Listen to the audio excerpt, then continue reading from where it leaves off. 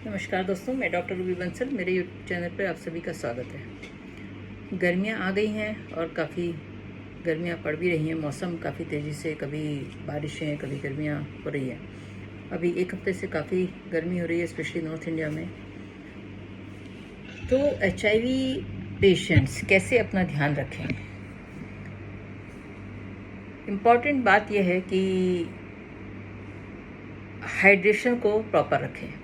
Hydration मतलब पानी खूब पिएं। तो डिहाइड्रेशन नहीं होना चाहिए। गर्मियों में जब गर्मियाँ पड़ती हैं या तो पसीना ज़्यादा आता है तो उससे पानी काफ़ी ज़्यादा निकल जाता है, या जब लूएं चलती हैं तो भी जो है हीट स्ट्रोक होने के चांसेस होते हैं।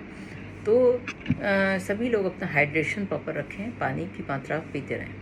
पानी के साथ साथ जिन लोगों को किडनी की कोई ब्लड प्रेशर की शिकायत नहीं है तो नमक की मात्रा भी अपनी पूरी रखें। तो जैसे कि नींबू शिकंजी हुआ, नमक का चीनी का घोल हुआ, इलेक्ट्रॉल पाउडर हुआ, एनर्जाल पाउडर हुआ, या कोई भी इस तरह के बेल का शरबत हुआ, गन्ने का जूस हुआ, तो ये सब चीज़ों को अपने आहार में ज़रूर लाएं, जिससे कि आपकी जो इवन मेडिसिन जो चल रही हैं या इम्यूनिटी अगर कम है तो प्रॉपर हाइड्रेशन रहे। परंतु हाइजीन का बहुत ध्यान रखना है। अगर आप बाहर से कोई भी जूस या किसी भी तरह का पीते हैं तो ये बहुत ध्यान रखना है कि वो साफ़ सुथरा हो, फ्रेशली निकाला हुआ हो, रखा हुआ नहीं होना चाहिए।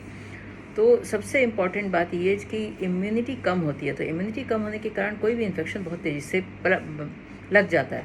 तो अवॉइड करें बाहर का खाना, road side food, street vendor से लेकर कोई भी कटे फल, कटे सब्जियां, या किसी भी तरह का अगर जूस आप पी रहे हैं बाहर में तो बहुत अच्छे से ध्यान रखना होगा कि आपका वो जूस फ्रेशली निकला हुआ हो, अच्छे से फल धुले हुए हों, या गन्ना है अगर अच्छे से धुला हुआ हो, बेल है तो बेल भी फ्रेशली निकाले हुए जूस पिया जाए। रखा हुआ बिल्कुल नहीं लें, उसमें कंटेमिनेशन के ज़्यादा चांसेस होते हैं और फिर इन्फेक्शन, लूज मोशन या कोई भी तरह की डिसेंट्री, हेपेटाइटिस या कुछ भी बीमारी इस तरह से हो सकती है। तो ये बहुत ध्यान रखना है। दूसरा, अपनी दवाइयों को बिल्कुल भी इग्नोर नहीं करें। दवाइयाँ अपनी समय समय पर लेते रहें, जैसे जिस तरह से आपने डॉक्टर ने बताई है उस तरह से दवाइयाँ खाएं। आप को अगर कोई भी परेशानी है तो तुरंत डॉक्टर की सलाह लें। कोई भी बुखार, अगर हीट स्ट्रोक हुआ है तो हीट स्ट्रोक में भी इम्पॉर्टेंट है कि आपको बुखार आ जाएगा, पसीना भी नहीं आता, और यूरिन आउटपुट का ध्यान रखें कि आपको अगर जहाँ आप जितना पानी पी रहे हैं उतना पेशाब भी आपको आ रहा है, यूरिन आपको आ रहा है कि नहीं आ रहा है, तो वो ध्यान रखना बहुत ज़रूरी है। तो ये चीज़ों का आप ध्यान रखेंगे गर्मियों में तो बीमारियों से बचे रहेंगे। दूसरा, अपने वैक्सीन्स, अगर आपके जो है टाइफाइड का वैक्सीन नहीं लगवाया, हेपेटाइटिस बी का वैक्सीन नहीं लगवाया, हेपेटाइटिस ए का वैक्सीन नहीं लगवाया, तो वो अपने डॉक्टर की सलाह से ज़रूर अपने वैक्सीन्स को पूरा लगवाएं। और जितना भी हो सके लूज़ कपड़े पहने, खुले हुए कपड़े पहने जिसमें कि वेंटिलेशन हो सके। बहुत टाइट कपड़े पहनने से हवा का आदान प्रदान नहीं होता है तो भी जो है गर्मियों में हीट स्ट्रोक होने के चांसेस होते हैं, या स्किन की फंगल इन्फेक्शंस होने के बहुत चांसेस होते हैं। इम्यूनिटी कम होती है तो फंगल इन्फेक्शंस के भी बहुत चांसेस होते हैं। तो रात को अपने अंडरगारमेंट ज़रूर बदल कर सोएं, और अगर आप नहा सकें तो दिन में कम से कम 2 बार नहाएं, और जिससे कि और बदन को अच्छे से पोंछें।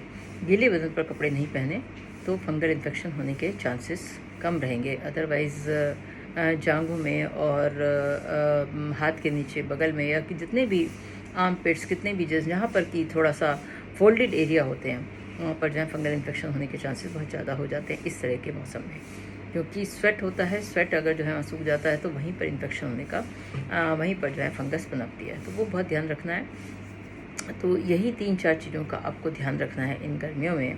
और धूप में, ज़्यादा तेज़ धूप में नहीं चलें, सर को ढक के चलें, छाता लेकर चलें।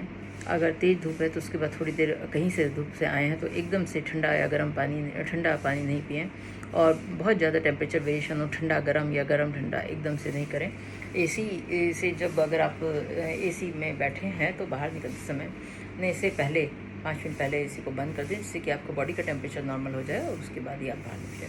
इन सब बातों का आप ध्यान रखेंगे तो आप स्वस्थ रहेंगे। गर्मियों में अपना ध्यान रखिए, अपनी दवाइयाँ खाते रहिए और स्वस्थ रहिए। धन्यवाद।